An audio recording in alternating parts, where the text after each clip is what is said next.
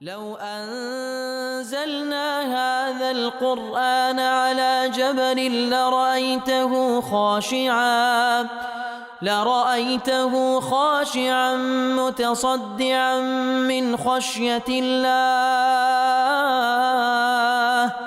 وتلك الأمثال نضربها للناس لعلهم يتفكرون.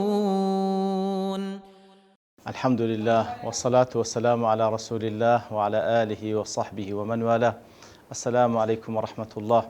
ڕێزان خۆشحاڵم لەوانەی 221 لەوانەکانی تەفسیری قورئانی پیرۆز بێمەوە خزمەتتان بەستی ڕەزامەندی خوای گەورە و هیوادارم ئێوەی ئازیز سوودی لێوە بگرن. أعوذ بالله من الشيطان الرجيم. بسم الله الرحمن الرحيم. ربنا إنك جامع الناس ليوم لا ريب فيه إن الله لا يخلف الميعاد.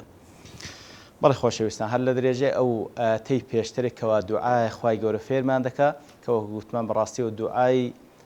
الراسخون في العلم وانەی دامەزراینە لە علم ئەوانەی کەوا خوای گەورە وەصفیان دەکا بە ئولو الألباب ئەوانن دەڵێن ربنا لا تزغ قلوبنا بعد إذ هديتنا وهب لنا من لدنك رحمة إنك أنت الوهاب أو جاء ربنا إنك جامع الناس ليوم لا ريب فيه كواتا ربنا إنك جامع الناس ليوم لا ريب فيه. دیسان لێردا وەکو گوتمان دوعا زۆر مهمە تەوەسولی تێدابی، تەوەسولکردن بە ئیمانی خۆت، تەوەسولکردن بە عەمەلێکی صالحی خۆت، تەوەسولکردن بە ئەسما و صفاتی خوای گەورە سبحانه وتعالى. جا لێردا ئەی پەروەردگارمان دیسان تەوەسول بە ڕوبوبیەتی خوای گەورە ئینەکە بەبێ گومان جامع الناس خەڵکی کۆ دەکەیەوە لەو ڕۆژێک لا ڕەیبە فیه شەک و گومان تێدا نێ. بە تەئکید خوای گەورە ئەو میعادەی کە داینە خوای گەورە لا یخلف الميعاد، ئەو میعادە خلافی ناکا سبحانه وتعالى. جا ئەو کۆتمان تەوەسل بە ڕوبوبیەت ئینەکە جامع الناس ليوم لا ريب فيه خوایە بەبێ گومان ئەتوو خەڵکی کۆ دەکەوێت لە بۆ ڕۆژێکەوە هیچ گومانی تێدا نییە، هیچ گومانی تێدا نییە. جا لێرەشدا ئەین تەوەسولە بۆی کەوا خوایە ئیمانمان بە ڕۆژی قیامەت هەیە بەبێ شەک و گومان. دیسان ئیمانمان بەوەی هەیە کەوا ڕۆژی قیامەت ڕۆژێکەوە خەڵکی تێدا کۆ دەکەوێت هیچ شەک و گومانمان لەو ڕۆژەدا نییە. و هەندێک لە عولەما دەڵێن ڕەبتی لەگەڵ ئاەتکە پێشترەوەیەکەوە کاتی کە داوا لە خوای گەورە دەکا وهب لنا من لدنك رحمة بە تایبەتی ڕەحمان پێ بکە لەو ڕۆژێکەوە لا ڕەیب فیه، ڕەحمان پێ بکە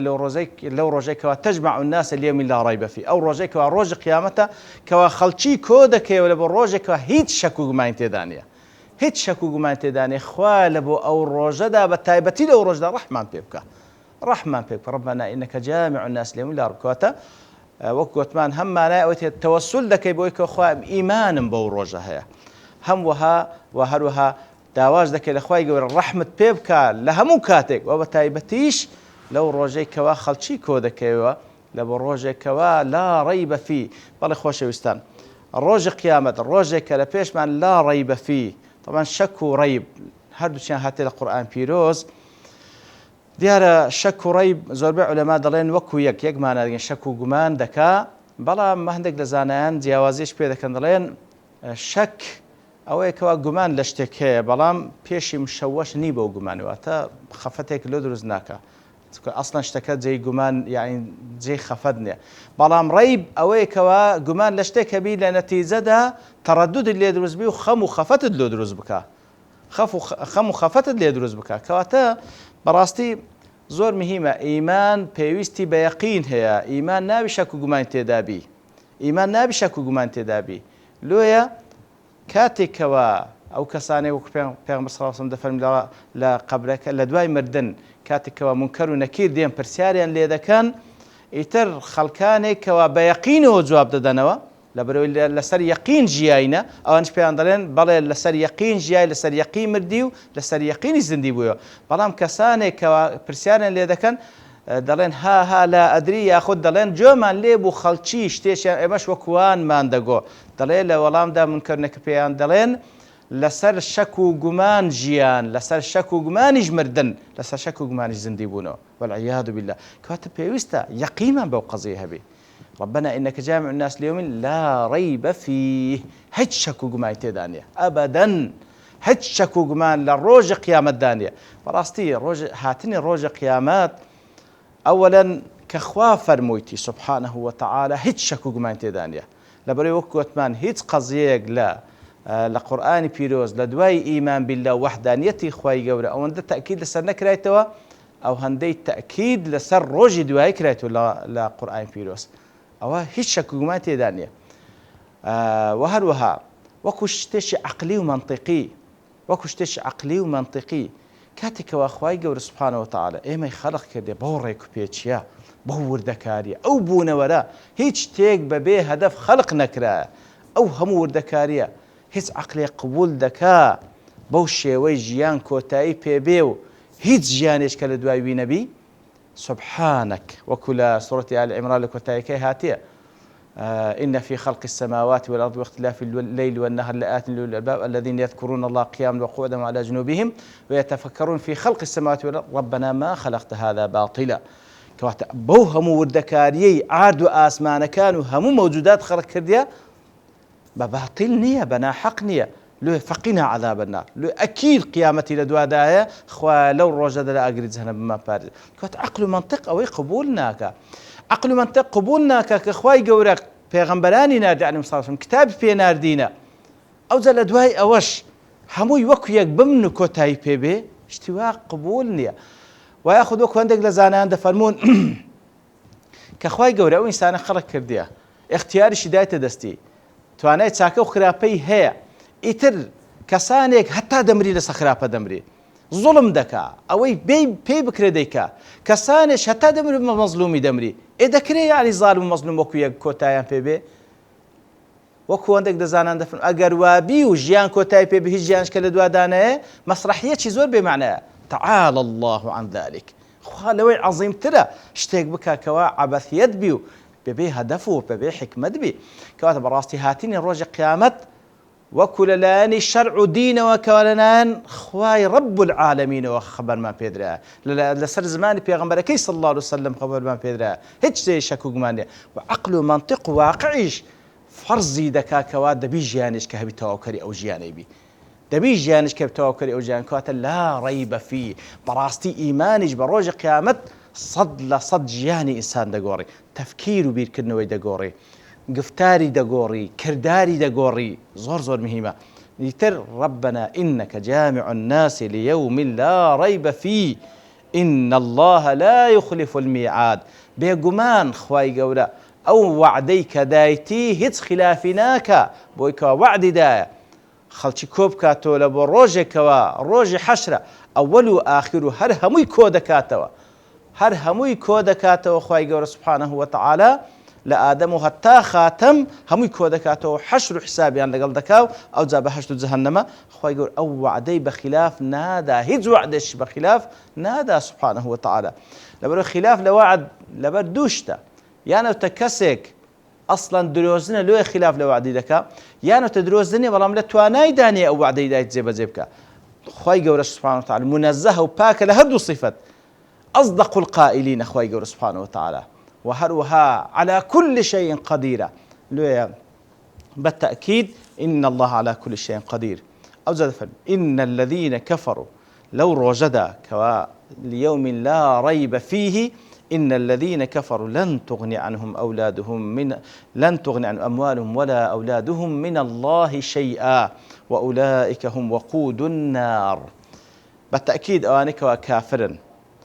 ماليانو من داليان هيتيان بيناكري برامبر بخوا سبحانه وتعالى وأولئك هم وقود النار هل أوانشن كادبنا سو تمني جهنم خوا بنامان بدا هل أوانشن دبنا سو تمني جهنم زلير دا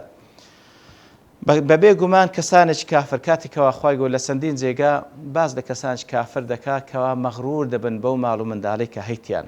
مغرور دبن بو مالو من ذلك خواي قوكو تاخكنو ابتلاء بهم كسك دبخشي يتر مغرور دبن بو مالو من دالي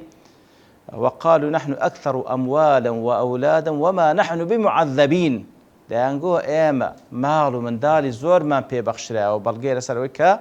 خوا إيما يخوش دبي لوي بهيش إيما سزا نادرين وكل سورة الكهف جدا فرمي أو كسك مغرور بو مالو بو باغاتيك واخوي يقول بي بخشة يقول ولئن رددت إلى ربي لأجدن خيرا منها منقلبا كواتا أجر بقر مولا أجر يعني شك وگومان هەبوو ئەو ماڵ و باغاتێک کە پێم بەخشرا بەڵگەی لەسەر ئەوەی کەوا خوای گەور خۆش میدێ خۆ ئەگەر بشگەڕێمەوە بە تەئکید باشتریشم پێ دەبەخشێت لەبەرەوەی ئەوە نیشانەیە کە خوا خۆش میدەوێت بەعکسەوە بەڕاستی خوای گەورە سوبحانەهو وتعالا ئەو ماڵی دنیا دەداتە کەسانێکی مسلمان و کافر بە هیچ شێوەیەک دەلات خۆشەویستی نیە بەڵکو بەخشین و مەنعکردنی ماڵی دنیا هەردووش لە بۆ ئیبتیلایە وەکو لە سوورەتی ئەلفەجر خوای گەورە دەفەرمی فأما الإنسان إذا ما ابتلاه ربه فأكرمه ونعمه فيقول ربي أكرمن وإذا ما ابتلاه وأما إذا ما ابتلاه فقدر عليه رزقه فيقول ربي أهانا كلا له رجل دفرمي فإذا ما ابتلاه هەردووچی ئیبتیلا پێی بەخشی یاخود پێی نەبەخشی نە ئەویان نیشانەی ڕێزلێنانە نە ئەویشیان نیشانەی مەنعکردنیشی نیشانەی ئیهانەکردنی نەخێر هەردووچی ئیبتیلا و تاقیکردنەوەیە کەواتە زۆر بەغەڵەتدا چوونە ئەو کەسانی کەوا بە ماڵ و سامان و قووەت و منداڵی خۆیان دەنازن کەوا ئایا ئەوە نیشانەی ڕێزلێنانی خوایە یان نا نەخێوانیە کەواتە لێرەدا خوای گەورە دەفەرمی ئەو کەسانی کەوا کافرن کاتێکەوە خوا سوبحانەهو وتعالا سزایان دەدا نە ماڵیان نە منداڵیشیان هیچیان پێ ناکرێ بەرامبەر بە ڕەب العالەمین ولا ئەولاد من الله شەیئا کەواتە هیچیان پێ ناکرێ بەرامبەر بە ئەڵڵا کاتێک کە بیەوێ سزایان بدا لە دنیا ولا قيامتش وأولئك هم وقود النار ولا قيامتش بالتأكيد هر أوانا هم ضميري فصل لبو التأكيد هر أوان كوادبنا سوتمني جهنم أو جهنمي كواخواي قولا سبحانه وتعالى دفن وقودها الناس والحجارة كواتا وقود سوتمني كي خلشي كافر وبيدين لقال حجارة وبردك لكبريد وكلا تفسير كيدا زانان دفنون بردك لكبريد كوادي على زور بونش بيسه وهروها زور سوتيننا وإلى آخر لو صفاتان كتيدا كواتا كافر كان لقال أو بردان دبنا سوتمني جهنم حتى يتداد من الخوف أمام دا كدأب آل فرعون والذين من قبلهم كواتا كافر كان هم لدنياش معرضا لبو عذاب خواي قولوا مالو من داليان بكالتشيان نايه هم لقيامتش يتر بلقج لسرويتا أو كسانش كافر ونظاني أو هندبة الصلاة خواي قول هيس بينك والعياذ بالله بابير للتاريخ بكاتو كدأب آل فرعون وكو عادة سنة شأن آل فرعون كوا فرعون أو ديار ولفظي فرعون لبو همو ملكي كافري مصر بكار هندرايا وكو قيصر لبو روميا كان وكو كسرى لبو فارس كان يتر فرعون لبو همو ملكي ظالمي مصر بكار هندرايا ملكي كافري مصر كدأب آل فرعون والذين من قبلهم وكو عادة شأن طبيعتي آل فرعون أواني لبيشوان جبون كذبوا بآياتنا آتكاني خوايا بدروزاني كذبوا بآياتنا آتكاني خوا آت الشرعية كاني آت معجزة كان كرسدس بيغمبران هات تفيش وآت كونية كان وان همو أوانيان بدروزاني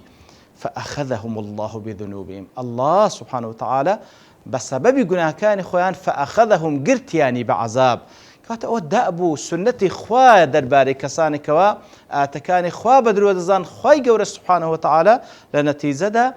بعذاب دهان باتوا فأخذهم الله بذنوبهم والله شديد العقاب والله سبحانه وتعالى كاتك والسزاد دا زهربة دي السزاد دا فيومئذ لا يعذب عذابه أحد ولا يوثق وثاقه أحد كوا تخواي جور أجر السزاد دا زهربة دي سزاد دا سبحانه وتعالى كواتا اواني كوا زور لخو بايده بن بافكر لواني بيش خوان بكنو تشي لفرعون بتوانات ترهبو كات ديغو اليس لي ملك مصر وهذه الانهار تجري من تحتي ادي ملك مصر همو ايمنيه ادي او ربالانا بجر قصر كان من دانار ولا ملك من دانيه يتر تشي لفرعون بقوه وزليردا كذا بآل فرعون نكر فرعون آل كشي أواني كوا لقل أو دابون